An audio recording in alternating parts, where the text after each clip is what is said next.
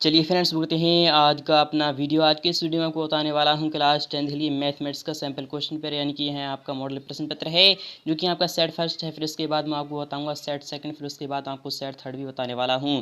इसलिए इस चैनल को अभी सब्सक्राइब कर लीजिएगा, साथ में आने वाली बेल आइकन जरूर प्रेस कर दीजिएगा। तो यह आपका क्लास 10th का है, यानी कि मैथ्स का है, यानी कि गणित का है आपका।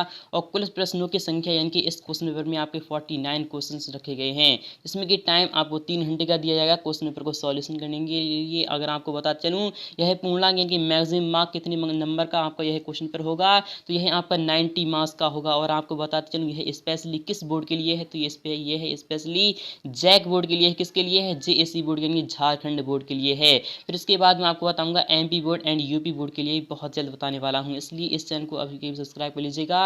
अगर आप किसी भी बोर्ड के हो तो फ्रेंड इस वीडियो को फिर भी देख लेना लास्ट तक, क्योंकि ये सभी क्वेश्चंस आपके एनसीईआरटी बेस्ड हैं। क्या है? तो एनसीईआरटी बेस्ड हैं। इनके और क्वेश्चंस आपके एनसीईआरटी से ही लिए गए हैं। तो पहला यहाँ पर क्या कह रहा है, सामान्य निर्देश आपके सामने है। पहला है सभी प्रश्न अनिवार्य हैं, इनके ऑल क्वेश्चंस आर कंपलसरी। आपको जितने भी क्वेश्चंस दिए जाएंगे आपको सभी को सॉल्यूशन करना होगा। और इस प्रश्न पत्र में 49 यानी कि 4 खंडों में दिए गए हैं, ABCD में विभाजित हैं। खंड ए में 30 प्रश्न है, जिसमें कि प्रत्येक प्रश्न आपका 1 अंक का होने वाला है। और खंड बी में आपको 10 प्रश्न दिए जाएंगे, जिसमें कि प्रत्येक प्रश्न पर आपको 2 अंक मिलेगा। खंड सी में आपको 5 प्रश्न दिए जाएंगे, जिसमें कि 4 अंक आपको मिलेगा एक क्वेश्चन का जवाब देने पर। और खंड डी में आपको 4 प्रश्न दिए जाएंगे, जिसमें कि प्रत्येक का आपको 5 अंक मिल जाएगा, अर्थात 5 चौक 20, यानी खंड डी में आपका 20 नंबर का क्वेश्चन रखे गए हैं। थर्ड वाले में यहाँ पर कह रहा है रचना के उत्तर में केवल अंकन आपको देना है, और प्रश्नों के उत्तर प्रश्नों के साथ दिए गए निर्देशों के आलोक में दिए गए हैं। यानी कि आपके सामने राइट हैंड साइड में लिख दिया जाएगा क्वेश्चन कितने अंक का है, तो यहाँ पर आप पढ़ते रहिएगा। फिलहाल ये खंड आपका यहाँ शुरू हो रहा है, तो यहाँ से आपका बहुत ही महत्वपूर्ण क्वेश्चन पर मैं सॉल्यूशन बताने वाला हूँ, इसलिए इस वीडियो को अंत तक एक बार जरूर देख लेना। तो पहला क्वेश्चन कह रहा है, यहाँ पर कह रहा है प्रश्न नंबर 1 से लेकर आपको 30 तक प्रत्येक प्रश्न आपका 1 अंक का होने वाला है, इसलिए इस लास्ट तक इस वीडियो को जरूर ही देख लेना, क्योंकि काफी ही हेल्पफुल होने वाला है यह वीडियो। तो पहला क्वेश्चन आ चुका है, यहाँ पर कह रहा है निम्न में से 120 का अभाज्य गुणनखंड के इनके अभाज्य गुणनखंडों के गुणनफल कौन सा है। तो आप यहाँ पर समझ सकते हो 120 का जब हम करते हैं तो आपका क्या निकल कर आता है। तो जब हम 2 से काटते हैं तो आपका यहाँ पर 60 आ जाता है, फिर हम 2 से काटते हैं तो आपका 30 आ जाता है, फिर हम 2 से काटते हैं तो आपका यहाँ पर 15 आ जाता है, फिर उसके बाद 3 पंजे 15 यानी कि 2 की पावर आप पे 3 आ जाएगी, और गुणा आपका 3 आ जाएगा, फिर उसके 5 आ जाएगा, यानी कि यह ऑप्शन नंबर आपका पहला वाला ही यहाँ पर राइट हो चुका है। आई होप आपको समझ में आ रहा होगा। सेकंड वाले की बात करें, यहाँ पर कह रहा है किसी बहुपद पीएस के लिए y = पीएस का ग्राफ नीचे आकृति में दिया गया है। ग्राफ से बहुपद पीएस के शून्यकों की संख्या कितनी होगी। तो आप यहाँ पर देख लीजिएगा, यहाँ पर 3 यानी कि 3 से कट रहा है, यानी कि 1 2 3, इसलिए बहुपदों की संख्या इसमें कितनी है, बहुपदों की संख्या यहाँ पर 3, यानी कि ऑप्शन नंबर आपका बी वाला राइट हो जाएगा। नेक्स्ट ईयर बात थर्ड वाला क्वेश्चन भी काफी ही इंपोर्टेंट रखा गया है। निम्न से कौन यानी कि द्विघात समीकरण कौन सा है, तो आपको बताना हुआ, तो काफी ही महत्वपूर्ण क्वेश्चन पर है यह आपका। तो आपका यह तो आपका क्या है, तो आप यहाँ पर दे सकते हो और समझ सकते हो। यहाँ पर तो ये तो द्विघात बहुपद नहीं है, और ना ही ये वाला द्विघात समीकरण होगा, क्योंकि एक्स स्क्वायर इससे इधर कट जाएगा।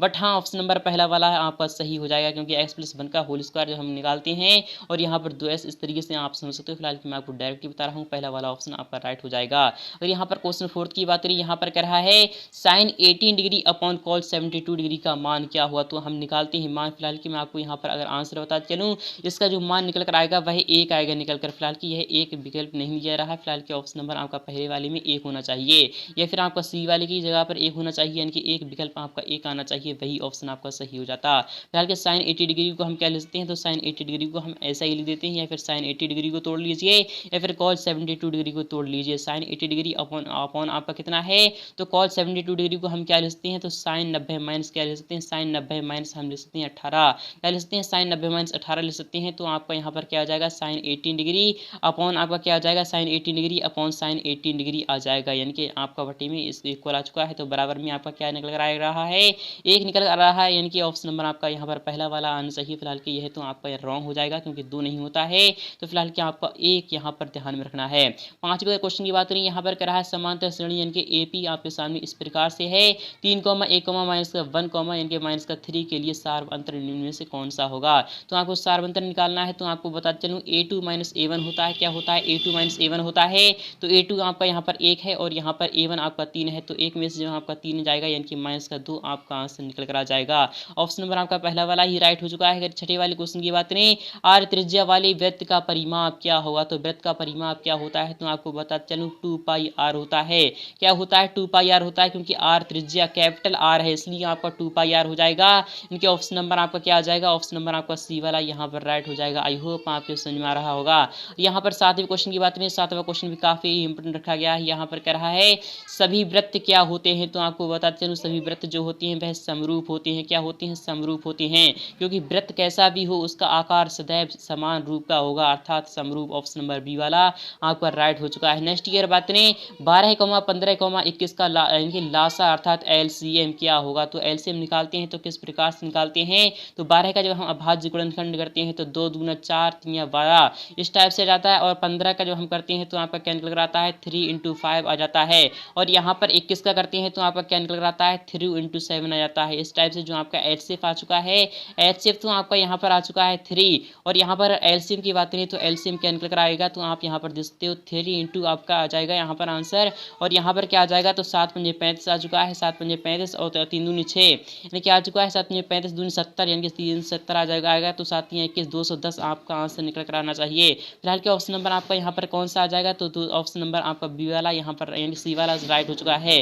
नेक्स्ट की बात करें, नवा क्वेश्चन भी काफी इंपोर्टेंट रखा गया है, ये भी काफी एग्जाम में आ सकता है। द्विघात बहुपद क्या होगा जिसके शून्यकों के योग तथा गुणनफल क्रमशः 1 और यानी कि 1 हैं। तो जब यानी गुणनफल क्या हुआ तो आपको क्या निकालना है, तो काफी ही महत्वपूर्ण क्वेश्चन पर रखा गया है। यहाँ पर कह रहा है शून्यकों का जो योग होता है वह क्या होता है, इनके अल्फा प्लस बीटा आपके सामने क्या रखा गया है, तो अल्फा प्लस बीटा जो आपका होगा तो वह क्या होता है, तो माइनस का b/a होता है। तो माइनस का b/a फिलहाल के आप यहाँ पर ध्यान में रखिएगा, एक यहाँ पर दिया जा रहा है और यहाँ पर गुणनफल यानी कि शून्यकों का जो योग वो ये दिया रहा है, और ये जो यानी गुणनफल है वह कितना है, तो वह भी आपके 1 है। तो बहुपद क्या होगा, तो आपको बहुपद किस प्रकार से निकालते हैं, तो मैंने आपको बताया है x² हो जाएगा, और फिर ब्रैकेट में आपका अल्फा प्लस बीटा हो जाएगा, और इंटू में आपका x हो जाएगा, और यहाँ पर क्या हो जाएगा, तो आपका यहाँ पर प्लस में क्या हो जाएगा, तो प्लस में आपका अल्फा इंटू बीटा आ जाता है। इस टाइप से हम निकालते हैं बहुपद, तो x² आ जाएगा, फिर माइनस का यहाँ पर 1x है तो 1 है इसलिए आपका x आ जाएगा, और प्लस में आपका क्या आ जाएगा, प्लस में आपका 1 आ जाएगा। ये x² माइनस का x + 1 आपका यह क्या हो जाएगा, x² माइनस का x + 1 यानी कि ऑप्शन नंबर आपका पहला वाला ही यहाँ पर राइट हो चुका है।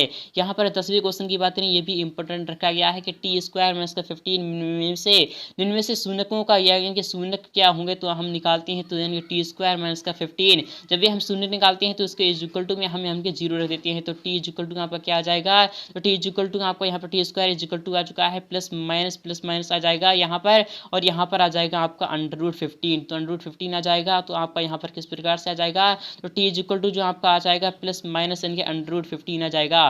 क्या निकल कर आ चुका है, तो t इक्वल टू आपका यानी कि प्लस का यानी कि 15 आ जाएगा, और माइनस का 15 यानी कि ऑप्शन नंबर आपका जो आ जाएगा वही क्या आ जाएगा, तो ऑप्शन नंबर आपका यहाँ पर सेकंड वाला सही हो चुका है। तो आई होप ये भी आपको समझ में आ चुका होगा।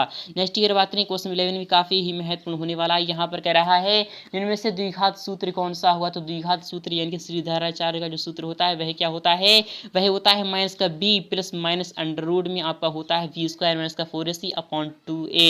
क्या होता है, तो 2a होता है यानी कि माइनस का b यानी कि प्लस माइनस अंडर रूट में आपका v² माइनस का 4ac/2a यानी कि ऑप्शन नंबर आपका पहला वाला ही यहाँ पर राइट हो चुका है।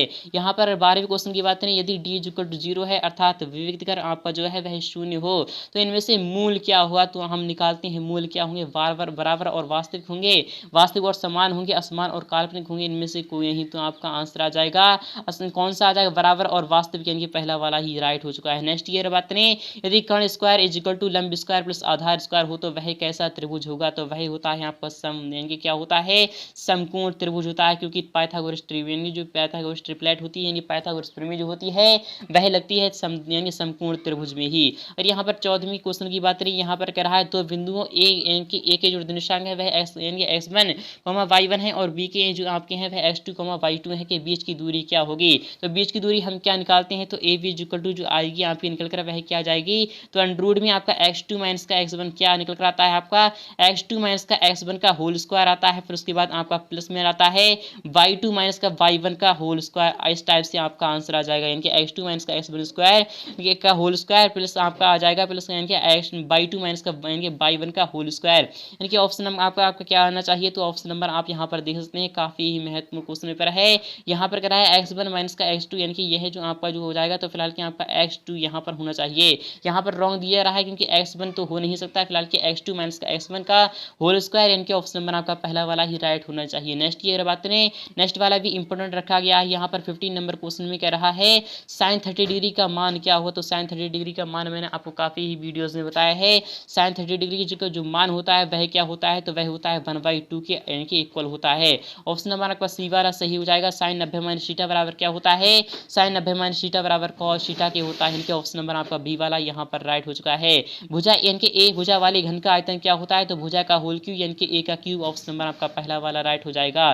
क्वेश्चन 18 की बात करें, इनमें से शंकु का आयतन कौन सा है, तो 1/3 पाई आर स्क्वायर एच होता है।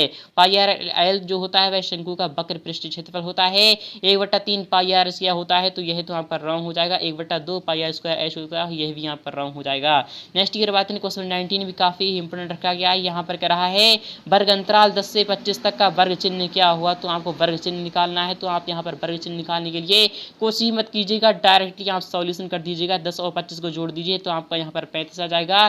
फिर उसके बाद दो संख्या है, दो से यानी कि क्या कर दीजिए, डिवाइड कर दीजिए, तो आपका 17.5 यानी कि ऑप्शन नंबर आपका बी वाला राइट हो जाएगा। नेक्स्ट की अगर बात नहीं, यहाँ पर कह रहा है कि निम्नलिखित में से कौन सी संख्या की किसी घटना की प्रायिकता नहीं हो सकती है। तो कौन सी नहीं हो सकती है, क्या 2/3 नहीं हो सकती है, तो नहीं, यह तो हो सकती है क्योंकि यह 1 से कम है। 1.5 नहीं हो सकती, कभी नहीं हो सकती क्योंकि 1.5 1 से ज़्यादा हो रही है, इसलिए यहाँ पर रॉन्ग हो जाएगा। 15% भी प्रायिकता हो सकती है और आपकी 0.7 भी हो सकती है। फिलहाल के ऑप्शन नंबर आपका यहाँ पर बी वाला राइट हो जाएगा क्योंकि यह आपकी कभी भी प्रायिकता नहीं हो सकती है। क्वेश्चन नंबर यहाँ पर नेक्स्ट वाले क्वेश्चन की ये भी इंपोर्टेंट रखा गया है। यहाँ पर कह रहा है क्वेश्चन 21 से लेकर 30 तक आपको रिक्त स्थान भरना होगा। तो पहला क्वेश्चन है कि एक प्राकृतिक संख्या का अभाज्य गुणनखंड उसके गुणनखंडों के यानी क्रम को छोड़ते हुए कहलाता है, अद्वितीय कहलाता है या फिर अनेक कहलाता है। यहाँ पर कह रहा है एक प्राकृतिक संख्या का अभाज्य गुणनखंड उसके गुणनखंडों के क्रम को छोड़ते हुए क्या कहलाता है, अद्वितीय, यानी कि ऑप्शन नंबर आपका पहला वाला आ जाएगा। √2 क्या है, तो √2 एक अपरिमेय संख्या है। क्या है, अपरिमेय संख्या, इरेशनल नंबर है, आपका पहला वाला ऑप्शन आ जाएगा। यहाँ पर कह रहा है जब a1/a2 does not is equal to b1/b2 हो तो हमें डैश के हल प्राप्त होंगे, अद्वितीय या फिर अनेक हल प्राप्त होंगे। तो हमें यहाँ पर अद्वितीय हल प्राप्त होगा, यानी कि आपका पहला वाला ऑप्शन आ जाएगा। यहाँ पर बात करें क्वेश्चन 24 की, a² + bs + c = 0 हो तो विभक्त कर d = आपका क्या होता है, तो v² - का 4ac होता है। क्या होता है, v² - का 4ac, यानी कि पहला वाला ही ऑप्शन आपका राइट हो चुका है। क्वेश्चन नंबर 25 की अगर बात करें, a² + का bs + का c को डैश कहते हैं, क्या कहते हैं, द्विघात बहुपद कहते हैं, यानी फिर द्विघात समीकरण कहते हैं। तो इसे हम कहते हैं द्विघात बहुपद कहते हैं। अगर यहाँ पर = में 0 होता तो हम द्विघात समीकरण भी कह सकते थे। नेक्स्ट की बात नहीं, यहाँ पर कह रहा है b² - का 4ac = 0 हो तो मूल कैसे होंगे। तो मूल मैंने अभी भी आपको बताया है, इनके कैसे मूल होंगे, तो जब = में 0 है तो मूल जो होंगे वह यानी कि काल्पनिक, यानी कि पहला यानी कि सेकंड वाला ऑप्शन आ जाएगा। नेक्स्ट की बात करें, यहाँ पर क्या कह रहा है, किसी संख्या की ऐसी सूची जिसमें प्रत्येक पद का सार्वअंतर समान हो उसे क्या कहते हैं, तो उसे समांतर श्रेणी कहते हैं। क्या कहते हैं, समांतर श्रेणी, यानी कि एपी कहते हैं, अर्थमेटिक प्रोग्रेशन कहते हैं। यहाँ पर बात करें क्वेश्चन नंबर 28 की, सभी डायरेक्शन की त्रिभुज समरूप होते हैं, क्या समबाहु या फिर समद्विबाहु है। तो आपका यहाँ पर क्या जाएगा, तो समबाहु त्रिभुज जो होते हैं वह समरूप होते हैं और समद्विबाहु भी समरूप ही होते हैं। तो फिलहाल क्या आपका क्या आंसर आ जाएगा, यानी समद्विबाहु कोई सा भी लिख दीजिए, आपका आंसर मुकम्मल हो जाएगा। यहाँ पर बात करें क्वेश्चन 29 की tan 90 - θ बराबर क्या होता है।